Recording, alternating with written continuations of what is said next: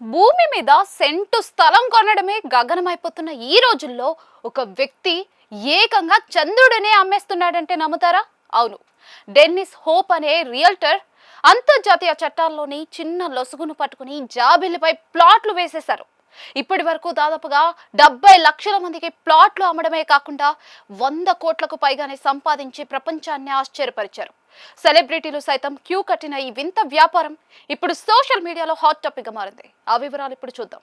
1980లో Dennis hope అనే American ఒక వింత ఆలోచన చేశారు. అప్పట్లో ఐక్యరాజ్య సమితి తెచ్చిన ఔటర్ స్పేస్ ట్రీటీ ప్రకారం ఏ దేశం కూడా అంతరిక్షంలోని గ్రహాలపై హక్కులు కోరకూడదు. కానీ అందులో వ్యక్తుల గురించి ఎక్కడా కూడా ప్రస్తావించలేదు. ఇదే అవకాశంగా భావించిన హోప్ చంద్రుడు తన ఆస్తి అని ప్రకటించుకుంటూ ఐక్యరాజ్య సమితికి లేఖ రాశారు.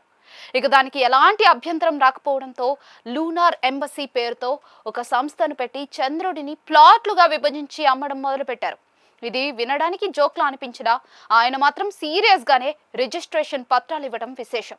ఈ మూన్ రియల్ ఎస్టేట్ ఎంత క్రేజ్ సంపాదించిందంటే కేవలం సామాన్యులే కాదు, హాలీవుడ్ స్టార్స్ నుంచి రాజకీయ నాయకుల వరకు అందరూ కూడా ఇక్కడ భూమిని కొనేశారు. టామ్ క్రూజ్, నికోల్ కిడ్మాన్ వంటి నటులతో పాటు అమెరికా మాజీ అధ్యక్షులు కూడా చంద్రుడిపై ప్లాట్లు కలిగి ఉన్నారని టాక్.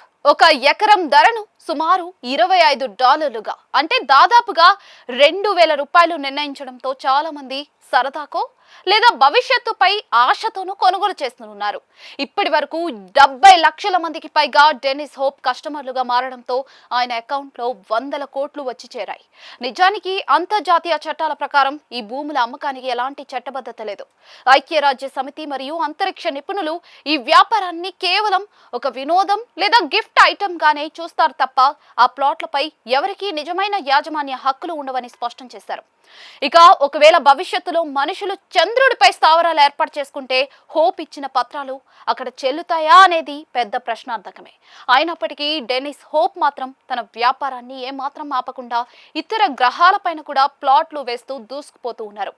ఆర్టెమిస్ 2 ప్రయోగం ద్వారా మనుషులు మళ్ళీ చంద్రుడిపై అడుగు పెట్టబోతున్న వేళ ఈ భూముల గోల మళ్ళీ మొదలైంది. ఇది కేవలం ఒక క్రేజీ మార్కెటింగ్ జిమ్మిక్కా లేక భవిష్యత్తు రియల్ ఎస్టేట్ పెట్టుబడినా అనేది పక్కన పెడితే మాత్రం డెన్నిస్ హోప్ మాత్రం తన తెలివితేటలతో ఏమీ లేని చంద్రుడిని అమ్మి కోట్లు సంపాదించేశారు.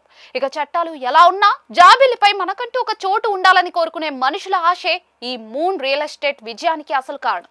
ఏదేమైనా భూమిపై స్థలం కొనడం కన్నా చంద్రుడిపై కొనడమే చౌకగా ఉందని నెటిజన్లు సరదాగా కమెంట్స్ చేస్తూ ఉన్నారు.